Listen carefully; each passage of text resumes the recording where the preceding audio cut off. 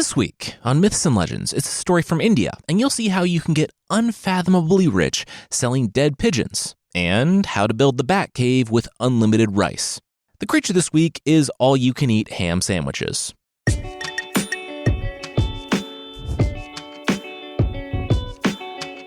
This is Myths and Legends, episode 368. I Love You.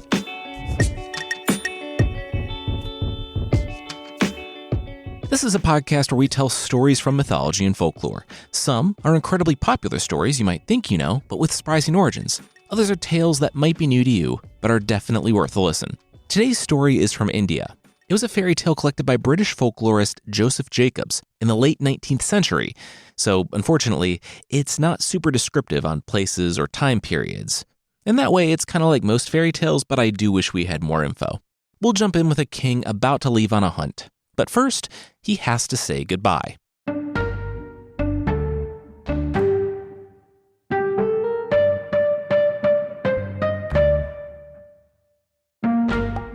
Love you, love you, love you, love you, love you, love you, love you. The king said I love you to his queens. All 7 of them. A sigh followed.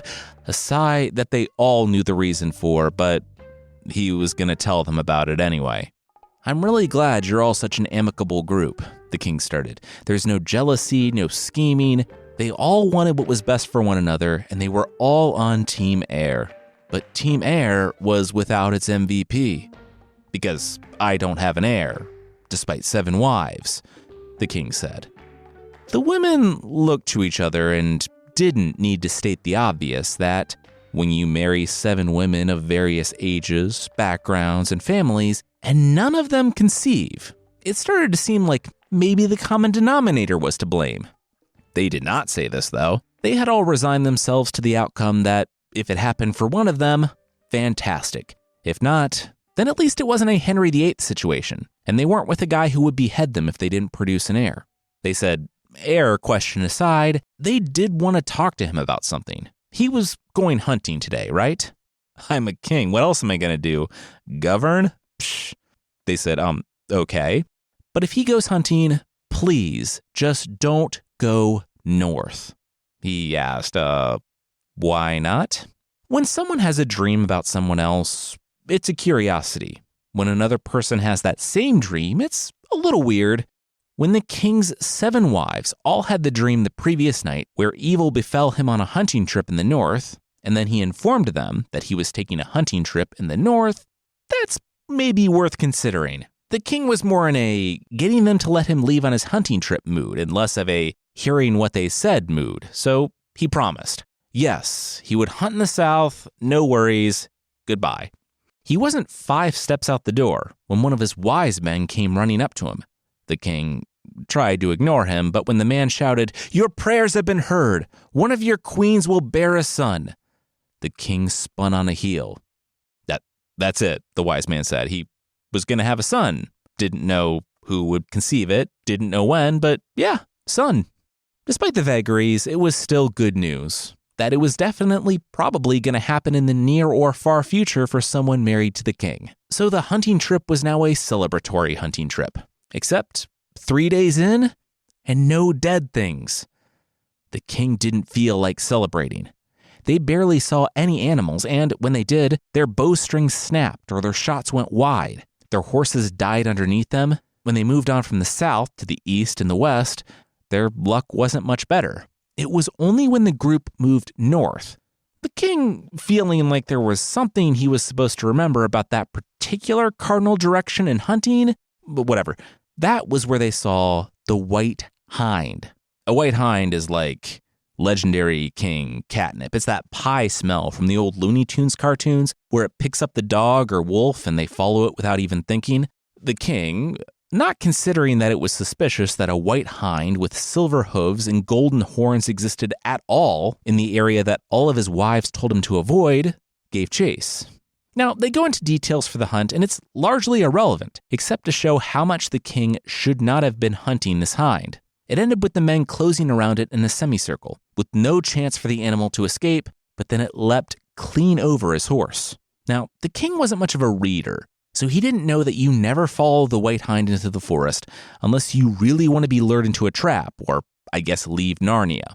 So when he saw the miserable hovel and the elderly woman sitting by the spinning wheel, he really had no awareness of the story he was in. He should have guessed when the elderly woman called out to her stunning daughter, who was transforming from deer to human, but by then, the actual witch had already worked her literal magic, and he was in love, which was why he agreed to marry her. She said that the wise man spoke of her.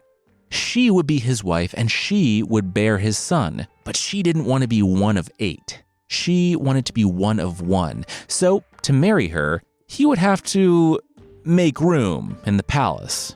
The king paused at that. Shaking away the enchantment, he didn't think he could kill them. He loved all 7 of his wives.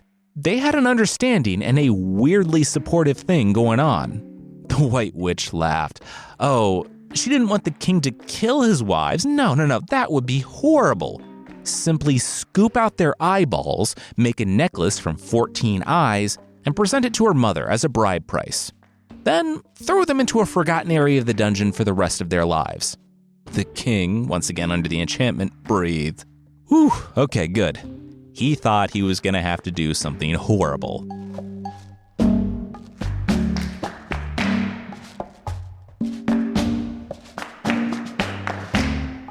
Yeah, this thing is really unpleasant and wet, and the king paused as the young woman's mother took the silver chain that pierced the 14 eyeballs and put it around her neck. Oh, just gonna wear it like jewelry then. That was really something. At that point, the king really regretted piercing the eyeballs so that they were looking out from the necklace. That was just off-putting. And all this had to be magic because I really don't know how you rationalize that away.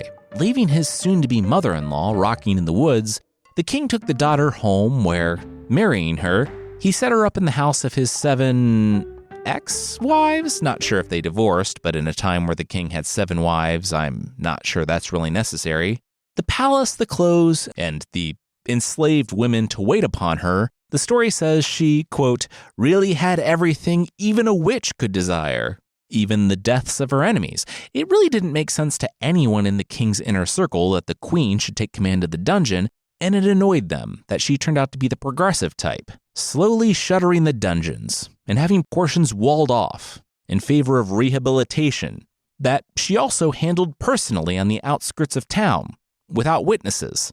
Someone might have raised the question of, what about the 7 women who were kept in the dungeon? You know, the former queens that still had a lot of friends and supporters? But assured that they wouldn't just leave people in there and that someone was surely handling that, it was all good. It was dropped by everyone but the Witch Queen, who put up enough walls that no one would ever hear their cries. They already hadn't been able to hear their cries, though, because a crying baby, that's a distinct sound that I feel, as humans, we're wired for that to be attention-grabbing. No one heard the baby, though, born to the youngest of the wives, and all the women kept him quiet. That became less and less of a concern, though, as the walls went up. Being a parent is challenging. Being a parent in a forgotten dungeon, probably more so. I thankfully don't have experience with that. One perk, though, would probably be the babysitting. Another is that, no matter how unruly or active the child, they're not going anywhere. Because, you know, the prison. Except that, one morning, all the mothers awoke to fresh fruit, vegetables, cooked meat. They devoured the food. They were saved. It was a miracle. It wasn't. Kids will find a way to mess with stuff. It can be a little annoying when you just want to keep your Batman comic collection just so, but kind of great if that toddler's hobby is slowly clawing away at one of the holes in the brick and mortar until that hole is big enough to fit a toddler, and then said toddler wanders out into the streets, is so cute that people shower it with fruits and vegetables and cooked meat, and then he takes all those things back to his 7 moms in the darkness. Eventually, this moved beyond a vague notion of, my moms are starving and I want them to not die, to actively taking care of the 7 women. He made the hole bigger, and even though the women of the city had been beloved in their time, years had passed and no one had seen them. The city their servants and former friends all just assumed that the former queens had all gone to live in a nunnery upstate and got to romp and play with all the other former queens, like the current queen explained. The little prince didn't exist, so that's why no one gave a second glance to the pre-teen who hunted in the woods for his mothers. Since he was no longer cute enough to garner free sweetmeats and wheat cakes, he had to work, but he didn't mind it. One day, though, he passed a tower by the edge of the wall. The tower where, unbeknownst to him, his moms had once lived, and where the White Witch lived in, quote, wicked splendor and magnificence. Looking out her window, she saw him, the kid, and she knew. How did she know? Well, some stories are pretty clear that royalty is beautiful, and probably the kid was handsome. Also, it should come as no surprise that these stories were often collected and told for royalty. Maybe it was Monty Python logic, that he was the only one not covered in, well, you know. Also, it could have just been magic. Regardless, the White Witch seethed. He threatened everything. Something had to be done about this boy who, somehow, had survived. Hi, child, little boy. The young man paused, picking up the pigeon he had just shot. He looked up to the tower. Hi? May I buy that pigeon from you, child? Not realizing that money can be exchanged for goods and services and that the gold she was offering could buy many dead pigeons, the boy looked down at the bird in his hand. He needed the pigeon to feed his 7 mothers. If there had been any question, that only confirmed it. He was the child of the queens, and they were still alive. 7 mothers, the queen gasped. She looked to the boy. Had his mothers been blinded? The young man thought that was pretty specific, but yes, they had. And would he like to get their eyes back for them?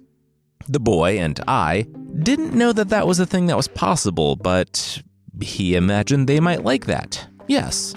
Give me the pigeon and I will show you where to find their eyes, the queen said, inexplicably still going for that pigeon. When she wants something, she's going to get it, even if it's a dead bird. Even though he hadn't cleared it with them, the young man figured that his moms probably would want their eyes more than a single pigeon split 7 ways. So when the woman descended the tower, he traded her the bird for the slip of paper. He opened it up and furrowed his brow at the inscrutable words that, to everyone else who could read, read, "Kill the bearer at once and sprinkle his blood like water." Of course, being raised in the dark by 7 mothers who themselves could not see, the young man had never learned to read. The queen, the White Witch, told the young man where to go in the forest to find the witch with eyeballs around her neck. She would follow the queen's bidding. And give me the eyeballs. The prince intended to finish her sentence for her. There was a long pause, and give me the eyeballs?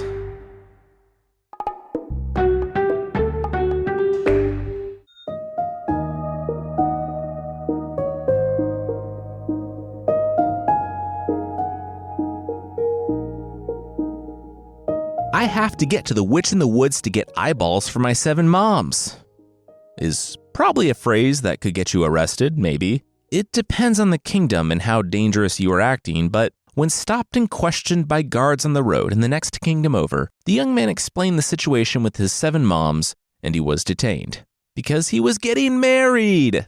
Kind of. Whether because she understood fatalism and knew that there was a prophecy that she would marry the man that had 7 mothers, or she had a very specific type, the princess of that land was waiting for a man with 7 mothers to make his way through the kingdom. Everyone knew about this. Everyone thought it was a stall tactic on the part of the princess to not marry someone she didn't like, but they humored her until her dad would eventually grow tired of the whole thing and make her marry anyway, until the young man walked through the front door of the palace on his stated quest. Well, walked is a generous term. The guards were a bit overzealous and he was dragged through. But with a hasty doctor visit and profuse apologies, the kid was set right. Sitting down with his new fiancée, he explained that he would love to marry her. He was just on a quest to save his moms from the witch. The princess had a healthy suspicion that the boy did not, and also the ability to read, so she asked to see the message. She held it up. Oh, it's a little crumpled and slightly got a little bit of blood smear in it from the guard's greeting. She would have her servants clean it off for him while still maintaining the seal of the queen's ring. They, of course, changed it to read, "Take care of this lad and give him all he desires."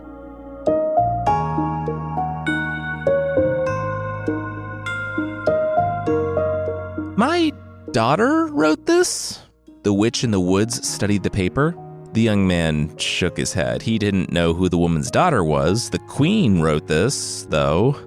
The witch of the woods shrugged. "It was her girl's seal." She meant the queen's seal, not her daughter's. So what did the kid want? The young man said he wanted the eyeballs, and the witch of the woods shrugged and unclasped them. Those eyeballs looked remarkably good for essentially 15 years sitting in the open air. I lost one last week, so there are only 13 there. The witch of the woods actually said in the original story, and she apologized as she handed the very squishy jewelry to the young man.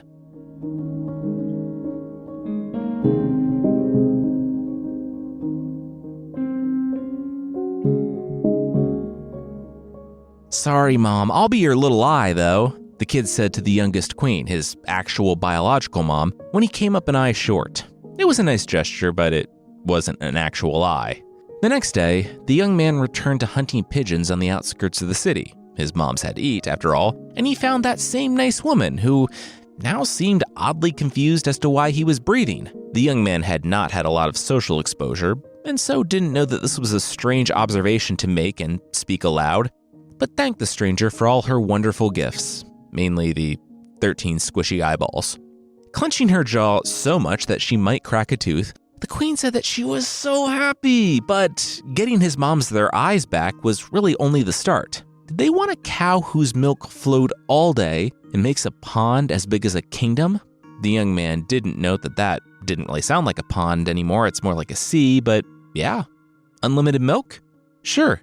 He got a pot shard that read, "Seriously, kill this kid this time, Mom," but that he thought was a coupon for a lifetime supply of cow's milk in exchange for a dead pigeon, and traveled to the Witch of the Woods. After a stop off to see his fiancée, who was once again very interested in the message, the young man was on his way.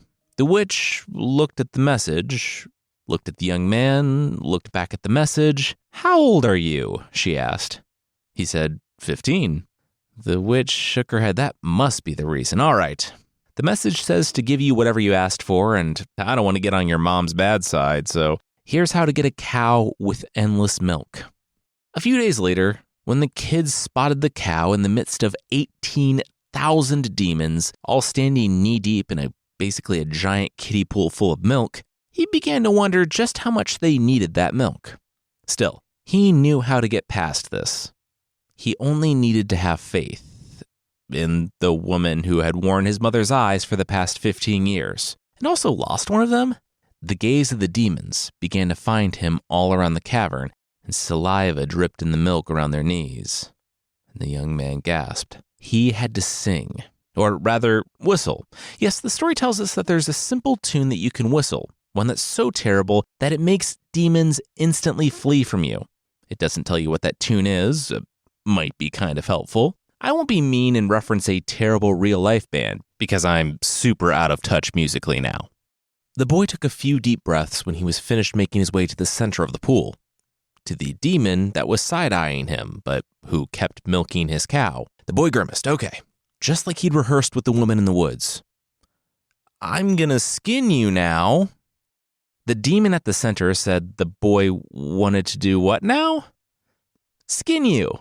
The boy brought out the dagger, inspecting it. The demon said that he could see the boy meant business because that was one evil-looking dagger. The boy looked down at the dagger, all curved and glowing red in spots.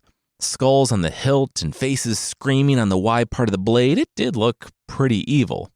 The kid didn't, though, and he was clearly uncomfortable holding a dagger to the neck of anyone, even Jogi, the king of all the demons who sat milking his cow day and night. "Indra wants your skin," the kid shrugged.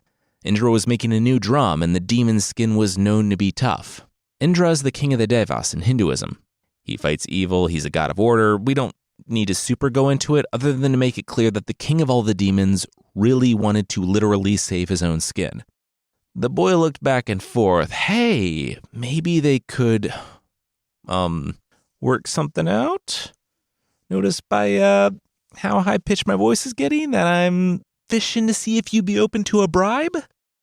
The demon pointed to himself and said, demon, so yes, he was definitely receptive to a bribe. 100%. He loved being evil. It went pretty much exactly how you'd think, with the young man wading through the pool of milk, cow trailing behind him, and the demon happy with the deal he just made.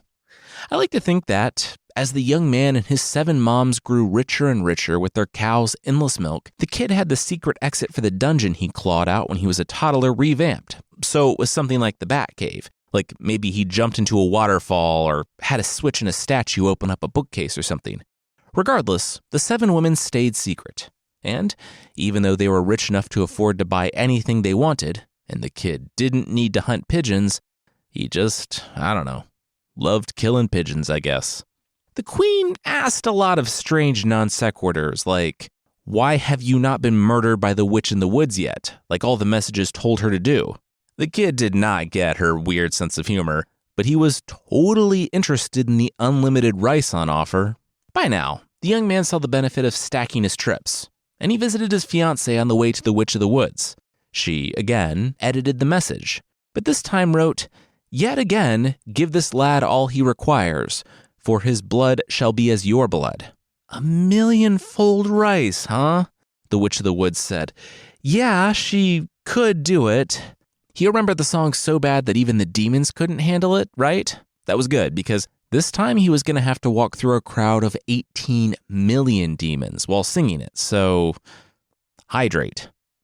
They congregated in a rice field where, at the center, the tallest spike, if brought home and planted, would grow instantly and endlessly. Thing was, though, the young man couldn't look back. Once he had the rice plant, if he looked back, he would be instantly immolated, turned to ash, not even any teeth. She didn't know why, it wasn't her rule, though she wished she had that ability. The young man remembered the evil-looking dagger and once again questioned if this woman might actually be evil. The actual plucking of the rice was pretty easy, and the demons snarling and saying evil things was not welcome, but it was expected, and it didn't deter the young man from his goal.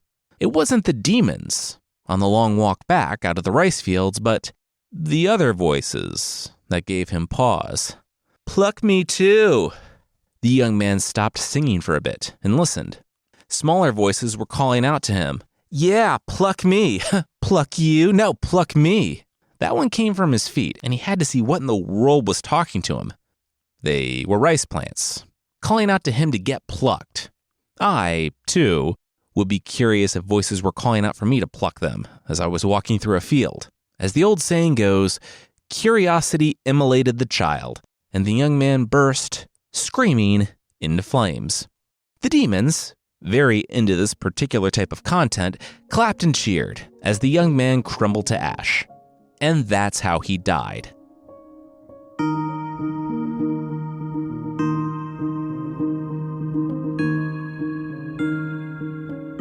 He is actually dead. We'll finish the story, but that will, once again, be right after this.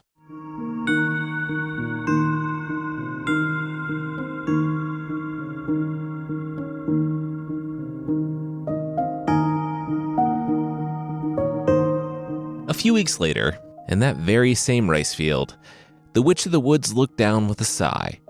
Just what she thought. That's why she brought the dustpan. She set down her Bluetooth speaker. It was, yes, a tiny tooth that she gave sentience to so it could sing the song that repelled the demons. And yeah, I made that joke. When the young man didn't come around a fourth time, the Witch of the Woods feared the worst. Not her mistaken grandson being dead, but her daughter, the White Witch, being angry that the grandson was dead. So for nearly 3 days, she pushed aside 18 million demons to find the ash heap in the demon crowd. She scooped it up, gathered the rice plant, and took them all back home. There, she mixed the dust with water, kneaded it into a paste, formed it in the shape of a teen boy, and put her blood in his mouth and blew on him. The young man gasped awake. "Don't you disobey orders again," grumbled the old woman, "or next time I'll leave you alone. Now be off before I repent of my kindness." The young man, I guess, ran away naked because his clothes were burned up, and the story doesn't really address that. Once he returned for a change of clothes, He and his moms got to work using their milk money to buy a field in which they planted the million-fold rice, which gave them unlimited instant rice. They became incredibly rich and, seeing as they wanted for nothing, the young man could finally marry the princess because, in stories where people get married the day or week they meet, a 2-month engagement was absolutely ridiculously long. So the young man and his 7 moms lived in the kingdom of his now wife. They got married in an extravagant wedding, and the young man was happy. As he laid in bed with his new wife, he reflected on his life and how, through hard work and perseverance, he overcame every obstacle set before him, and now he could live in peace. Nope, sorry, I can't do it, the princess, the young man's new wife, said, sitting up in bed and crossing her arms. The young man said, but the message that you can let the past go, wasn't that a good one? The princess laughed. No. The White Witch, the queen, plucked out his mom's eyes and left them for dead. She tried to kill the young man multiple times. No, she didn't deserve forgiveness. The princess wanted the White Witch's story to end with her dead, buried in a field used for farming, her body plowed over indiscriminately and covered in manure. The husband, the young man, grimaced. That was really specific and dark. The princess nodded. Oh, she had ideas. This was happening. She rose and got to work.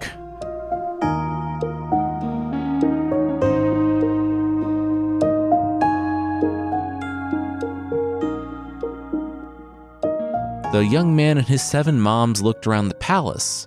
Cool palace. The dowry went to the palace the princess had built, and it was a nice palace. The moms, though, couldn't believe it. The palace looked just like the one they had lived in when they had all been wives of the king. The prince nodded. That was why those guys had been relentlessly interviewing his moms for months and months about every detail of the old palace. Now, there was only one thing left to do. The following week, the king bounced in the carriage. Not because the carriage bounced, it was actually a very smooth ride. No, because he was excited. Why are you doing this? It's dinner in a palace, the White Witch, the queen, rolled her eyes. We eat dinner in a palace every night. The king made fists and seemed to grip the air. It was the prince, the son of 7 moms. He was so excited. How did that even work? To be real, he barely understood how it worked normally. And hey, wait a second. Wasn't she supposed to give him an heir? Wasn't that the reason why with the eye? Boop! She touched his forehead and his eyes went blank. He shook his head. What was he talking about? Oh, yeah, 7 moms. The marvels of modern science / magic. The White Witch had a visible unease that the king noticed but didn't really care to address because 7 moms. He entered the palace and, something seemed vaguely extremely familiar about this place. Down to even the wall carvings and the placement of the furniture. This was his house. The servants directed them toward the back, and both the king and queen grew in realization. The king felt a sadness that had remained buried for over a decade, and the queen a growing dread that she had somehow lost a chess game she had been on the cusp of losing the whole time, what with the prince's miraculous returns to pigeon hunting. Both felt the full force of the revelation when the doors were opened to reveal the king's 7 wives, sitting on their same thrones, looking just as they had the day the king had their eyes plucked out and turned into a necklace. He remembered having their eyes plucked out and turned into a necklace, and he broke down. He was so sorry. He didn't know what came over him, and no, actually, he did. He did know. He turned to see the White Witch backing up, a strained smile on her face, until she bumped into the prince, standing behind her.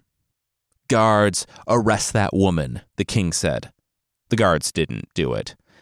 Instead, they looked to the princess and the young man, who nodded. The guards then dogpiled the White Witch, the queen.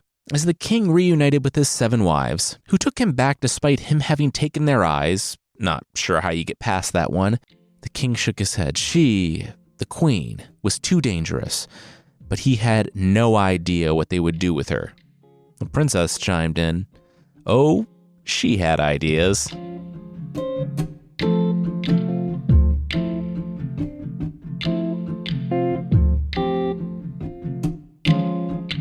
The 7 wives, the king, and the young man watched as the White Witch's body was covered by manure in a shallow grave and then plowed over.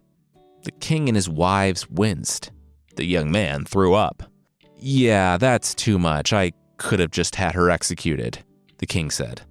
"Aw, where's the fun in that?" the princess laughed. "Where's the fun in this? It's gross," the king shook his head. Well, at least she was gone, and there would never be any repercussions. But in the kingdom, no one thought about the Witch of the Woods, the mother of the White Witch, and what she would think. And they didn't need to.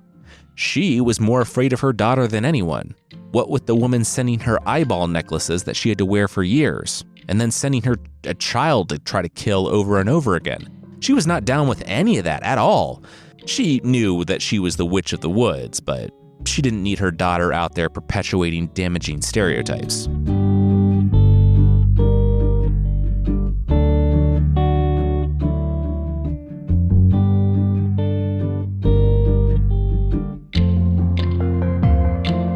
It really was the princess pushing for justice in the original, which, good for her, I guess. The White Witch wasn't deterred when her several clumsy murder attempts went poorly, and you have to think she would have just kept going. And I was surprised at first by how the Witch in the Woods didn't come for vengeance, but then I looked back over the story and saw, yeah, she was actually afraid of her daughter, and didn't actually do anything wrong, save wear the eyeballs for 15 years. But even that can be attributed to her daughter forcing her to, because, who would want to do that? Next week, we're back in Japanese folklore, but if you'd like more episodes in the meantime and would like to support the show, there's still a membership thing on the site. For less than the price of a dog wig, a wig you put on your dog for some reason, you can get extra episodes and ad-free versions of the show that dogs might still hate. My dog hates podcasts. Who knows? Check out mythpodcast.com/membership for more info on the membership.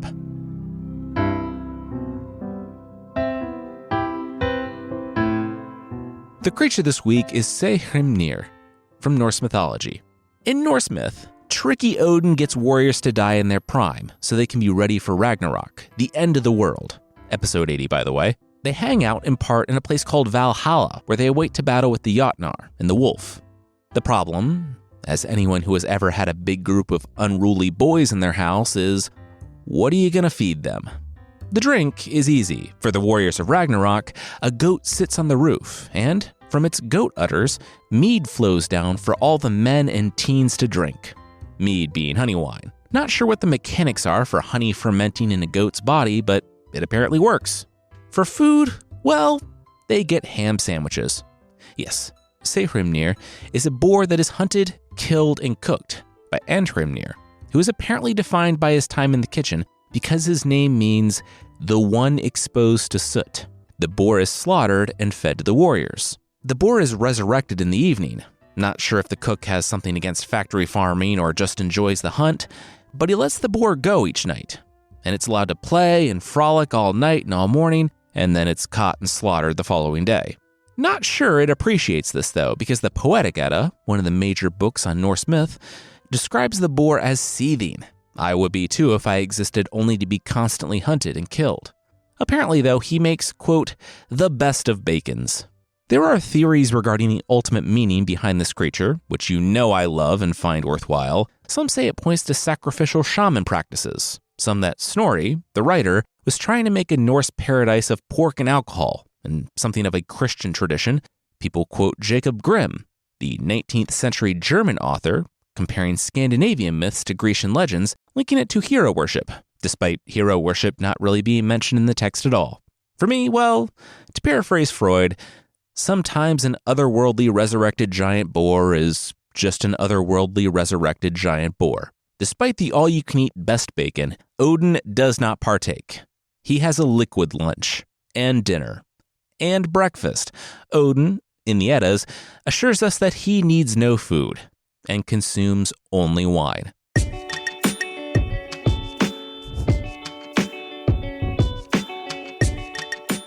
That's it for this time. Myths and Legends is by Jason and Carissa Weiser. Our theme song is by Broke for Free, and the Creature of the Week music is by Steve Combs. There are links to even more of the music we used in the show notes. Thank you so much for listening, and we'll see you next time.